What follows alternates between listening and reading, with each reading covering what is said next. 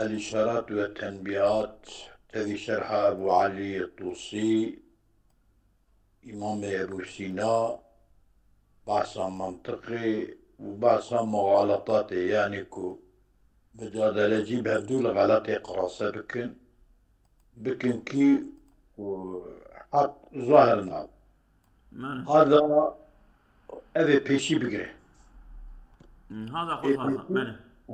هذا خذ هذا ويا بيشي بقره بيشي كتبو بحث غلطي بكذا كرني النهج الرابع لسبب يرجع إما إلى التأليف القياسي وقوتو أنسون جو شيء أو نفسه إلى التأليف القياسي إذا ذلك غلط بمقدمات ضد النظير ونكا ليس مقدمات تشتكي وإما أن لا يكون الغلط في كون القياس واجب القبول. غلطي قياسا دبونا قياسك واجب القبول غلطي دويدة تنية غلطين دول قياس ذن ولكن بسبب المقدمات مقدمتان بسبب المقدمات هذا مقدمية سبب كيوية أو سبب غلطي دو سببية دي فإنه يقع الغلط بسبب اشتراك في مفهوم الألفاظ على بساطتها أو على تركيبها. من هدايا راح أساعدك. ماله. بله. فإنه شان ذا يقع الغلط بسبب اشتراك في مفهوم الألفاظ. مثلا مفهوم عيني عين كعبة عين كانية عين ظاهر كونديان زم عين ياتشي معنى كده قلنا مش بكي تمجملك بدي فهم كني معنى كده نكا أبا غلطي تراشد سر بسيطية ألفاظ وعلى تركيبها سر تركيب ألفاظ يعني تركيب ألفاظ هذا بعضاً غلطي شيء بيان على ما علمت سر ما يكتزاني يجيك وغلطي يعني فهم غلطي جيتي كرني قلنا مشتكى بتشنية قلنا مشتكى مر بتشنية جي فهم دكي قالك جارا شدك اشت كلام خداي اللي نري هالكسي باوك يجي فهمك أي جي فهمك ماله ومن جملتها topluma avan alfazı ku tema galatayı şekli kireni juan cümle vane Müslüma yaka'u bisebebil intikali min lafzil cem'i ila lafzi kulli vahidin ve bil'aks. Peki Müslüma yaka'u أو وقعت بسبب الانتقال من لفظ الجمع تبي الجمع يعني toplum يجب النقل دبا إلى لفظ كل واحد شيء her ferdek yani topluma icat mesela kullu dibek kullu vahidin dibek kulluhum beş خوش راح أتعيلو درس هذا كل واحد mi كلهم mi وبالعكس لكل واحد كلهم بقريش فيجعل ما لكل واحد كائنا للكل أو تشتكي حبو يرى تبقرني اشتبر إيش اشتبر تبقرني حبو وما يجعل لكل كائنا لكل واحد أو تشتكي اشتبكر تبقرني حبو فجاء القوم كلهم وجاء القوم كل واحد جدود كلهم تبيجي يعني بهراتنا كل واحد بهراتنا أما أنا بهراتك ياريات بله ولا شك شبهتنا في أن بين الكل وبين كل واحد من الأجزاء دنا بين كلنا وكل واحد أجزاء فرقية أهلا كل واحد ما تكوي وانا أهلا كل ما تطلمه أهلا وربما كان الانتقال على سبيل تفريق اللفظ بعضا قلق جرى انتقال سبيل تفريق اللفظ تفريق بأن يكون إذا اجتمع صادقا وقتاكو تمامين به يعني كلهم ما تخمين راستيلك فيظن أنه إذا افترق كان صادق مالي تخمين دكا بردك تمامي وان بقري راسته أما أو تنجي تخمين دكا تاكو بقري دا راست أرنك مش من يظن ومرق ظنك أنه شان إذا صح أن يقول كان امرؤ القيس شاعرة تمام أنه شان إذا صح أن يقول هذا بك بيجي كان امرؤ القيس شاعرا ولا امرؤ القيس زمانك صاح بيه للدنيا بيه ورقابه شاعر بيه ظن كيكو يظن أنه إذا صحيح أو ظن كيكو صح أن امرؤ القيس كان مفردا امرؤ القيس كان يعني امرؤ القيس الثانية تكمل شلون حب امرؤ القيس أنا وأن امرؤ القيس الميت شاعر مفرد شاعر تكه وكان البريبة وبي كان البريبة صحيحة وبي كان بنا صحيحة كما كان البريبة صحيحة هي حكاية حالة ماضية حالة ماضية صار كتير وجه أما امرؤ القيس كان مفرد امرؤ القيس كان مفردا امرؤ القيس مفردة كامرؤ القيس لا مفردك ميكة مركبوي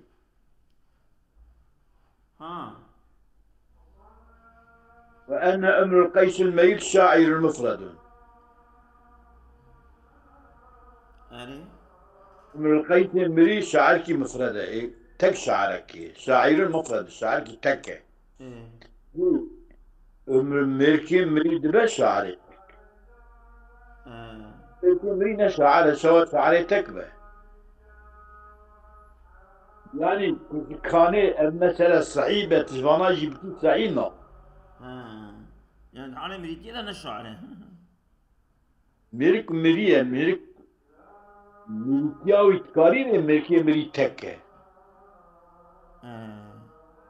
يا مريد شاعرك مفرد تكه مثلا يگانه كنت تركي شاعر يگانه دفدا يعني مريرة بنا نكنا نحمل كنت راس نحمل كنت أجاكو كان امرؤ القيس شاعرا صحيح أجيك بفهم بك صحيح امرؤ القيس كان مفردا امرؤ القيس الميت شاعر مفرد فيحكم بأن الميت شاعر حكم بكذا قابلكم مري شاعر كان مريد بشاعر راس إذا أنه وكيف يابي مثلا أنه إذا صح أن الخمسة زوج وفرد اجتماعا هم جوتا هم تكه بهرا راس يعني تدا كاري بيجي تدا جوت شيء تدا فرد شيء هلا وسهلا يا راسه هما تبي هم جوتا هم فرد ناب نعم راس إذا صح أن الخمسة زوج وفرد اجتماعا بهرا هم جوتا هم فرد أولوس صح أنها زوج وأنها فرد ناب راس هم جوت تداعية هم فرد تداعية راست جوت تداعية فرد تداعية ده بينجا دا چار هي دو هي جوت ها آره انجا هي سه هي يك هي فرد آره صح اما كتب بيجي هم جوت وهم فرد نو راست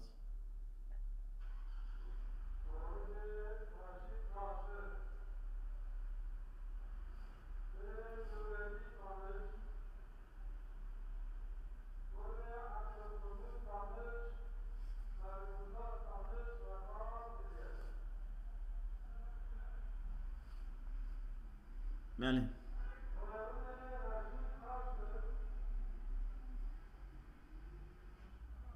دبي كي يفرد يلو جمالة تانش أنا تانش كوري عبد القدس فيز الله تانش بله كريم كزولا ne ba كنا أم لازم ناكل بله بله بله شي بك نو كنا قد يعرفوك ان شاء الله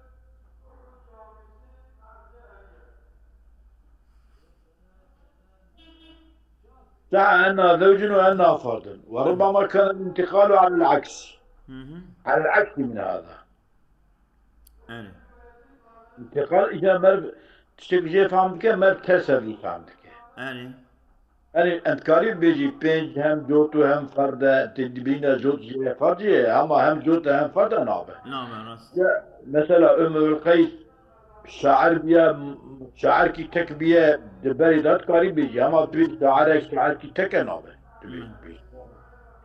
ربما كان الانتقال على العكس من هذا وهو أنه إذا صح أن أم القيس شاعر وأنه جيد يصح على الإطلاق وكيف شئت أنه شاعر جيد آره اخترت صعيبك بيجي أن أم القيس شاعر نعم أم القيس شاعر وأنه جيد قالي تليه قال تري شعرك يصح على الإطلاق وكيف شئت واخترت أن الأمر شاعر وأنه جيد هذه مطلقة دبك كأنه شاعر جيد يعني جيد في الشاعرية يعني وكيف شئت شواطب خوزي أنه شاعر جيد أي في خير الشاعر أو شاطب ما أو غيتنا المدري نصا والله قرأ غيرت جيد يعني جيد الشاعرية ده جيد شنو يوصل الشاعرين طبعا قرأ غيرتنا شاش بما ماله أنه شاعر جيد أي في الشعرية جيد الشعرية ده تمام وهذا أيضا يناسب ما يكون الغلط فيه بسبب المعنى من وجه طبعا يعني خش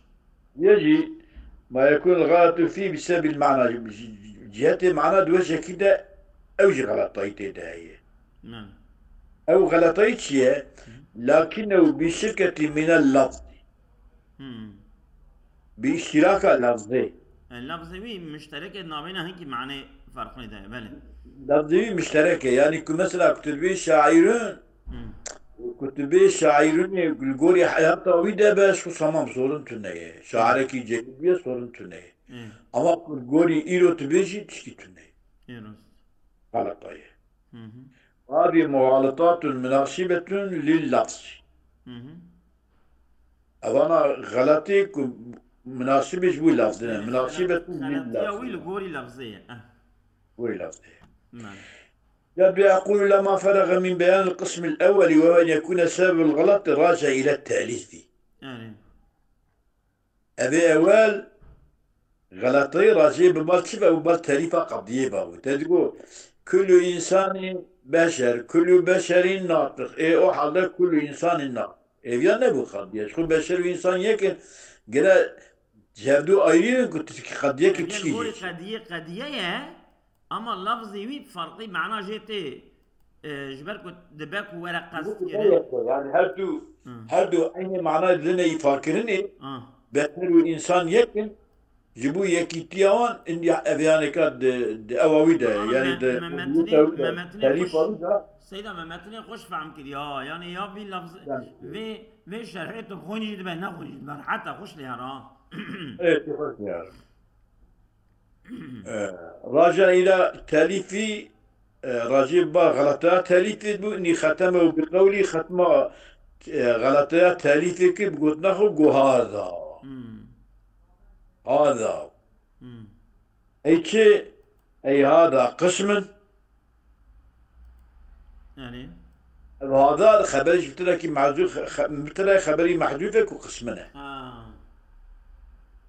هذا تي مجو خذ هذا يا هذا قسم أبيك مجو أبيانك غلطة تاليفي بو إيه هذا ما ابتدى يعني تخبر جيرك شو مقدر بكذبه قسم إجابة بالقسم الثاني تمام القسم الثاني بقوله وإما أن لا يكون الغلط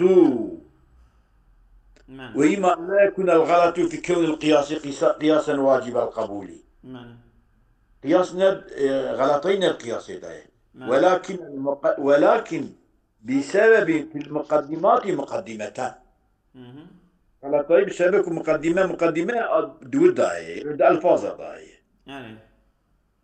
إيجاد فلفظة إما أن لا يكون في كون القياس قياسا دري أول جو قياس ده إما أن يكون إما لسبب في القياس لصدر سيزان سريع النهج العاشر في القياس المغالطية إن الغلط قد يقع إما لسبب في القياس وإما أن لا يكون في الغلط في كون القياس قياسا إجابة شدة ولكن بسبب في المقدمات مقدمة تمام ده يعني مقدمة ولا لا نعم حسب دوي مقدمة ومقدمية دوي ده يعني غلطين يعني أوان السبب يكون وانكرية السبب مقدمة أو نفس سببنا يعني ده ألفاظ لا ألفاظ مقدمة ده يعني تشي علاوة زيدك وياخذ لفظي دم معنى ده فهم كرني غلطين ده فهم كرني أو تشي تداي دبي فلفظة إما أخت التي في أول الفصل أب إيمانك هوالي وإما قد أول فصل في قوله الغلط قد يقع إما لسبب في القياس وإما أن لا يكون الغلط في القياس قياسا واجب القبول لكن بسبب في المقدمات مقدمة أعطى سبب يعني دبل بيشي يعني أعطى سبب وهذا القسم القسم هناك هو أن يكون الغلط بسبب في المقدمات أفرادا أو في أجزائها التي هي الحدود يعني غلطي بسبب المقدمات هكذا يعني تكلفظ كده يعني أجزاء التي هي الحدود مثلا قلت الإنسان حيوان قلت الإنسان حساس يعني ده جبوك إنسان تام detaylı ne famkini قلت حساس الناطق بلى وينقسم أو القسم يكون غلطين بسبب في المقدمات أفرادا أو في أجزائها إلى ما يكون السبب لفظيا وإلى ما يكون السبب معنويا القسم كده السبب غلطي لفظا يعني معنوي وبدأ بالقسم الأول لفظي وهو على ما ذكرنا ينحصر في 6 أقسام لأن الغلط إما أن يكون لاشتراك في جوهر اللفظ المفرد اشتراكي بجوهر اللفظ المفرد ده يكون مثلا عيني أنبيجن أو في هيئة في نفسه هيئته في نفسه أو في هيئة في نفسه يا هيئتك بنفسه لفظي ده هي أدوي هيئته ده يعني دخول ده يعني دماضيتية وده يا مضارعية وده يا دي اسم فعالية صفة مشابهية تشتكي ده أو في هيئته اللحيقة به من خارج يا خارجين هيئتك بيبا زلقان دي أدوي هيئته ده تمام أي توصلك جيران تمام أو في التركيب وتركيب المحتمل لمعنيين احتمال ده معناه بغاية معناه كي الكلمات معناه كده فهم كرني راست أو في وجوب التركيب وعدمه، يا عجب تركيب هي تنية، فيظن أن المركب غير المركب وغير المركب مركب. ماله. تذكرني إيه مركب مركب إيه مركب جينا مركب تذكر. ايه راست. فأشار مصنف إشارة إلى القسم الأولي جوهر اللفظ المفرد، عليه. والرابع أو في التركيب عليه. تركيب المحتمل لمعنيين، تمام. وهو هذا أول رابع كجانا الاشتراك في اللفظ المفرد، تمام. الاشتراك في اللفظ جوهر اللفظ المفرد عليه. جاي إيه أول أذى، ها. والرابع يقول أو في التركيب المحتمل للمعنيين والمركب. أشار إلى القسم الأول والرابع بقوله فإنه شنذ يقع الغلط بسبب اشتراك في مفهوم الألفاظ على بساطتها أو على تركيبها على ما علمت في النهج السادس. اشتراكي مفهوم الألفاظ دا سر بسيطية وان يا سر تركيبها وان اشتراكية.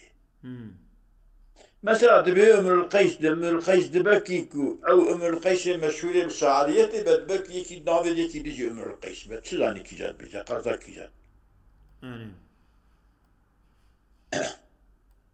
وأورد لذلك مثالا. شو بيرى مثالك يعني. وهو انتقال الذهن من أحد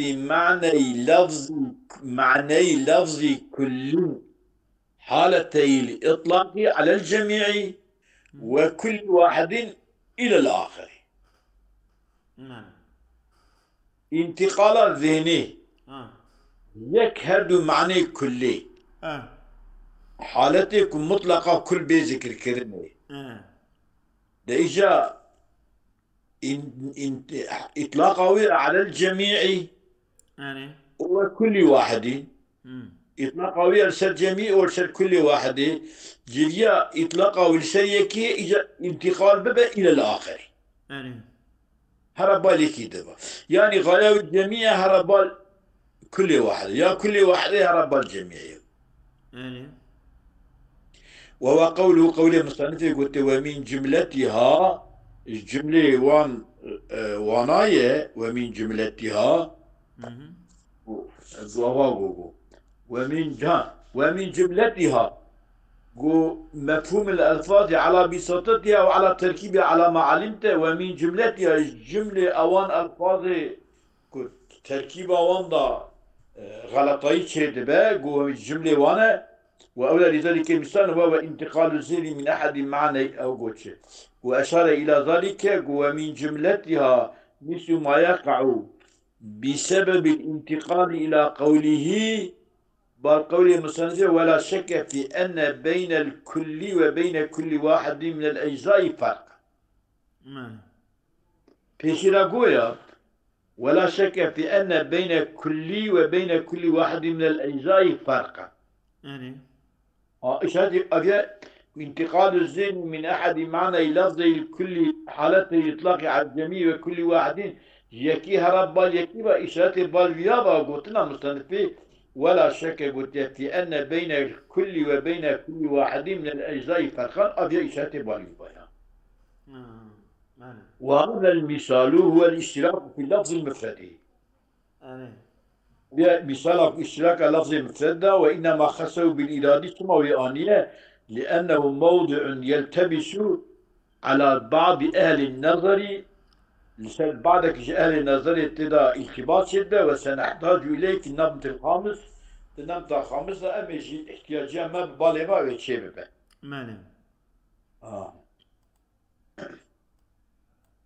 والفرق عندنا بين كل جميع وكل فردا أن الكل يشمل الأحاد مع تمام أحاد بحضرة كلهم جاء القوم كلهم وكل واحد إن الإنسان الذي خسر كل واحد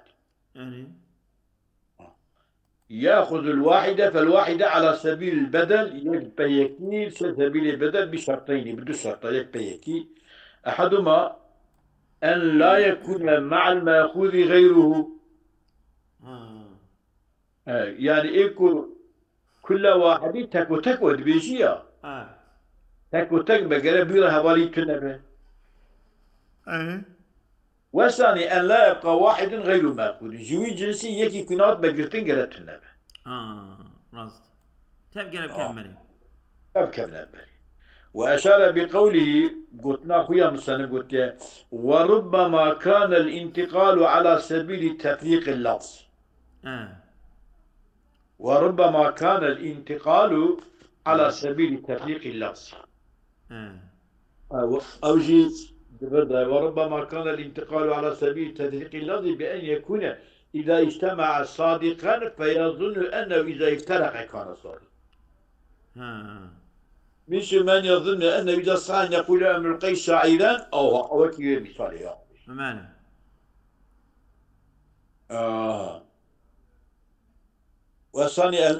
وأشار بقوله وربما كان الانتقال على سبيل تفريق اللفظ بأن يكون إذا اجتمع صادقا كلهم صادق فيظن أنه إذا افترق، وفي بعض النسخ كيف افترق كان صادق. يعني فيظن أنه إذا وقتك مدبك وقتك توبلم كلهم صادقة أو جي زندقت بوقتك كل واحد صادق. إذ يجي إلى قوله وأنها فرد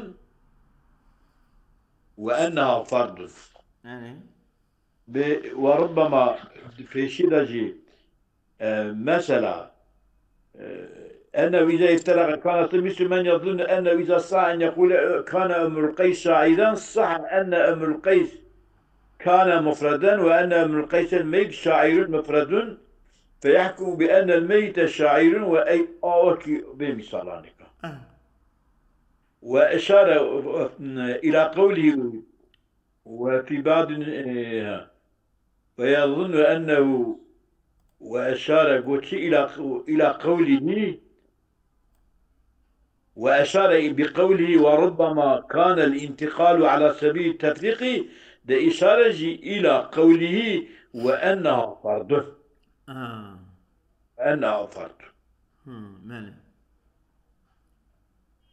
يجي إشارة للقسم الخامس.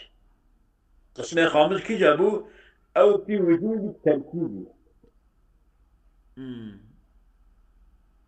أو في وجود التركيب. الخامس أو في وجود التركيب. وأورد له مثالين. جابوا قسم التركيب دي مثالان. أحدهما يجوان أن إذا قلنا إن امرأ القيس كان شاعرا وصح يا راسته إن امرأ القيس كانت زمان بريدة جاهلية دا شاعرا شعر به وصح فيظن أنه يصح قولنا امرؤ القيس كان امرؤ القيس كان تخمين كده بأجي بركي درسته. معنى امرؤ القيس كان يعني امرؤ القيس حصلت شو معنى زيادات كذا؟ ها؟ يعني امرؤ القيس كانت ايش امرؤ القيس وهنجي ولا قتال يا أرايك أرى لخص يكذبيني. وقولنا امرؤ القيس شاعر. بيكان امرؤ القيس شاعر. بيكان. ماله. يدا كان امرؤ القيس شاعرا ديا راسته جلي راسيتي امرؤ القيس كان امرؤ القيس شاعر ما بلكي أجي راس بحال كيف يانا راس.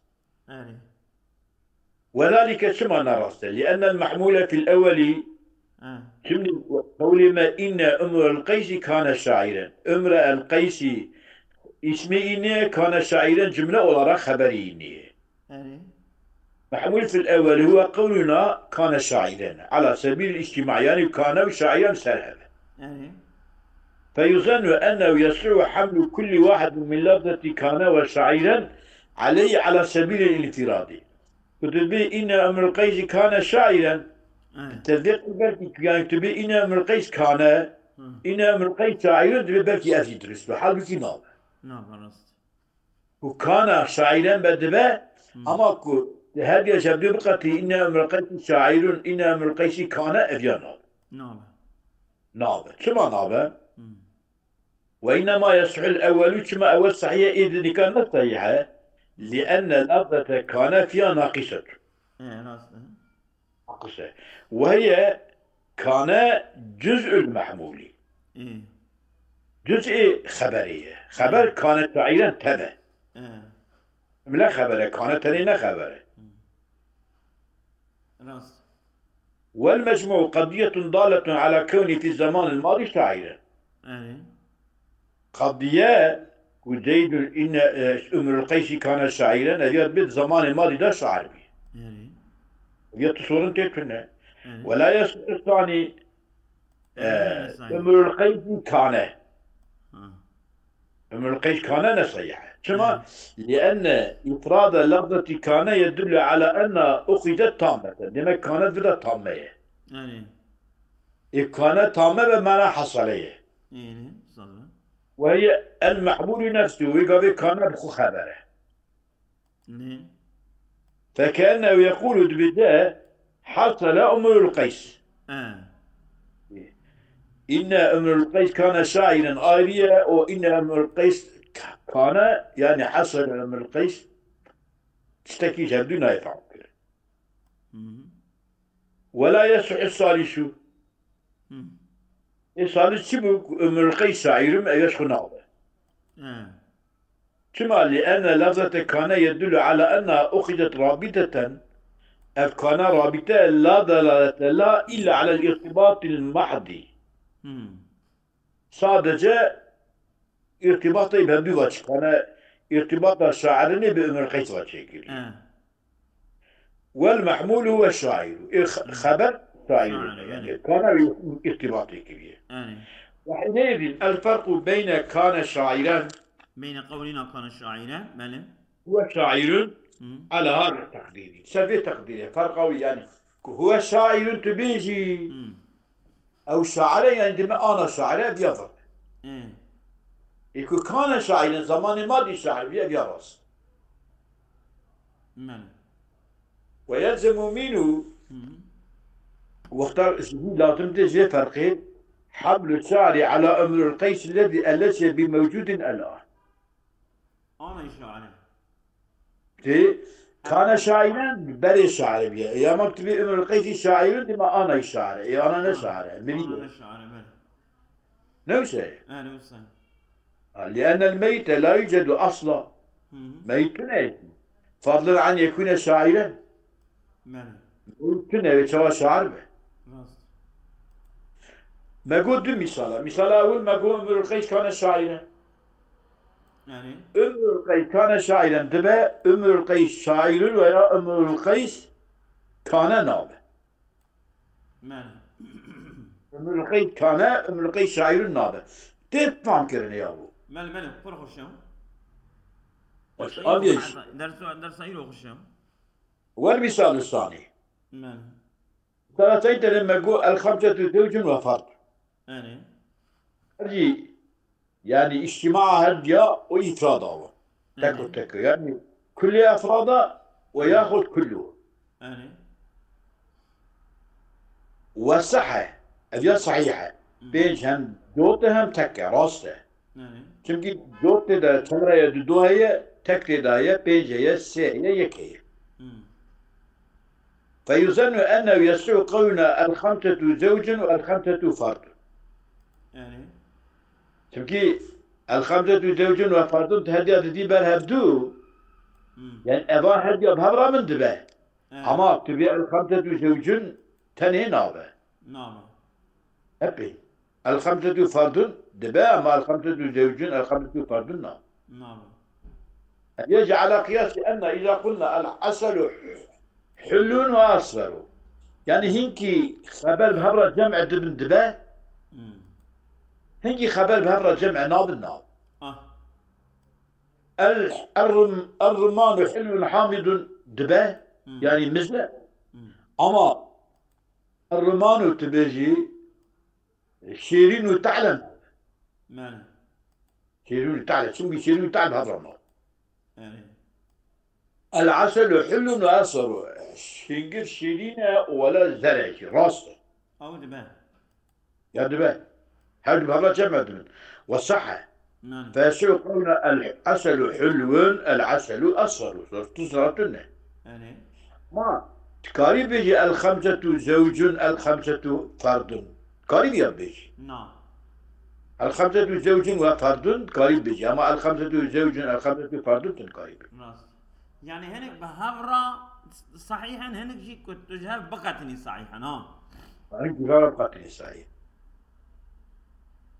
وأشار بقوله ربما كان الانتقال على العكس من هذا الذي أشار إلى القسم السادس القسم السادس شبك سادجة أن المركب أو غير المركب مركبة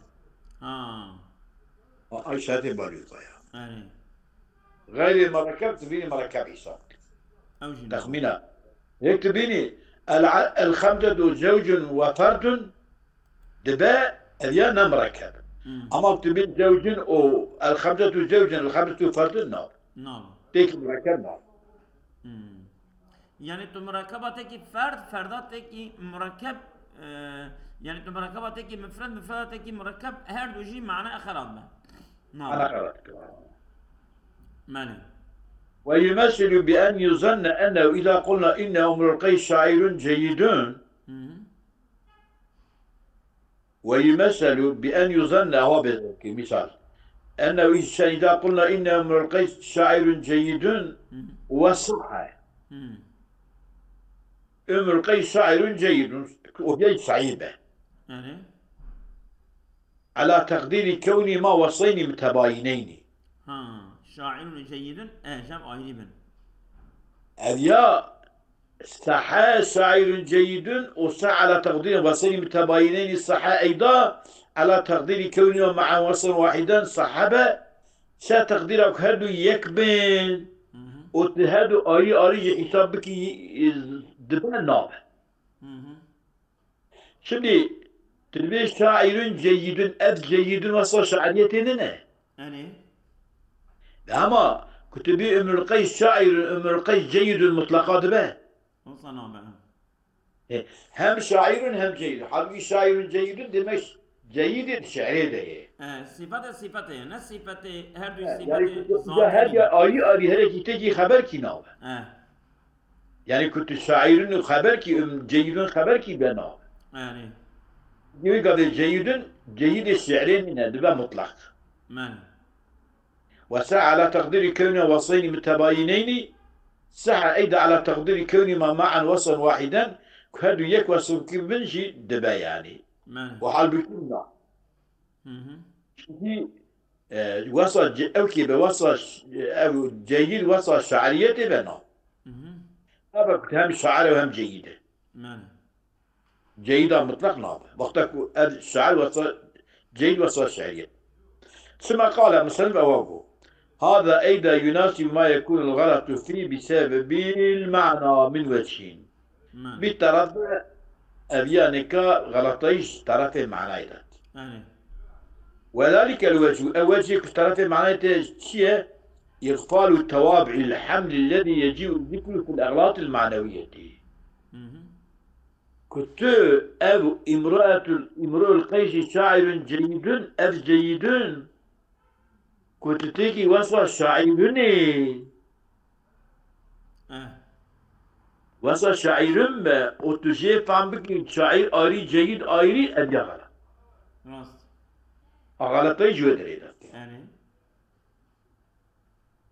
وذلك الوجه إغفال الطوابع الحمل مثل حمل كجانا شاعرنا طابعي بشيء جيدنا الذي يجوز ذكره في الأغلاط المعنوية كيولا فإن الجيد المطلقة تبدي كنت جيد نكي وصل الشعر تيجي وصل تيجي خبري من القيسوني إذا حمل بدل الجيد في الشعر بدل جيد وصل شعير به فقد أغفل ما يتبع المفعول محمولة أو تشتي كنت محمولة وصل محمولة تجي غافل دمين غافل دمين يا راس وكان كحمل الموجود المطلق بدل الموجود بالقوة في المثال المذكور، ولكن موجودة مطلق تحرر كيسا موجودة بالقوة. الموجودة مطلق بالقوة وبالفعل. يعني يتحرر يسال بالقوة بكيت خاص. راست.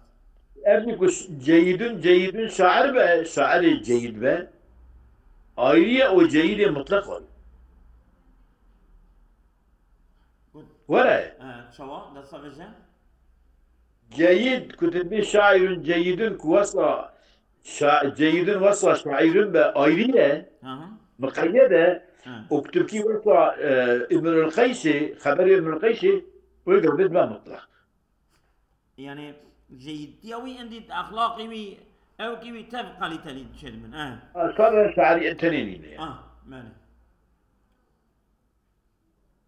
فإن الجيد المطلق إذا حمل بدل الجيد في الشعر جيدا مطلق وقتك به حمل كيد بدل جيدا شعري فقد أغفل ما يتبع المحمولة أو تشتك تابعين محمولة مرجو غافل دمينه. أبي يجد كحمل الموجود المطلق بدل الموجود بالقوة في المثال المذكور مثال قوتس. لكنه يكون هنا بشركة اللفظ. لفظ مشترك وذلك لأن الغلط إنما حدث من قولنا هو شاعر جيد. جيد في شاعر وليس من شرط توابع الحمل أن يحدث من تركيب لفظي مقدمة. لفظي من تركيب لفظي مقدمة. لفظي مقدمة. تركيبها هذا لفظي مقدمة من نشر تشبيهه. شو يعني صبجة؟ وليس من شرط توابع الحمل أبي تابع خبرية. القيس شاعر جيد نشرت الطابع خبري أن يحدث من تركيب لفظي مقدمات. جهاد اللفظ مقدمة جوي حادث جهاد يوم حادث بنشرت. نشرت راست. يكي حادث بالتمام. قوله وهذه مغالطات مناسبة لللفظ. معنى. ويا كلام خدا. قولي مصنف به وهذه مغالطات مناسبة لللفظ أو متن بخداها. نوصل. المتن قديها. أبي قلتناوي وقوله هذه مغالطات مناسبة لللفظ إشارة إلى الأقسام المذكورة وقسمة ما قلتن إشارة التبع إلى أنه المصنف لم يذكر من الستة إلى 4. إيش خلطايا؟ إيش خلطايا؟ مخالطاتها شش حبة وشش حبة ما تشار حبة ذكر كذي. أبي اللفظي ترى قلت يه وسنسير إلى الثاني والثالث الباقيين من إهدي ما يشهدوا ششاج السيا وديا السيا دو السيا أمي بيش. يعني أظلم هي متن معين تقول متن قضية يعني متن يكون ماخذ قضية. أنا أذكر قوله هذه مغالطات مناسبة لللفظ متن فيشيرا بين. تمام. متن إلو مخان وهذه مغالطات مناسبة لللفظ يا بويا. أنا. أو يا متنك مخان أو. بس يا. أصابكم الله خيرا كثيرا بس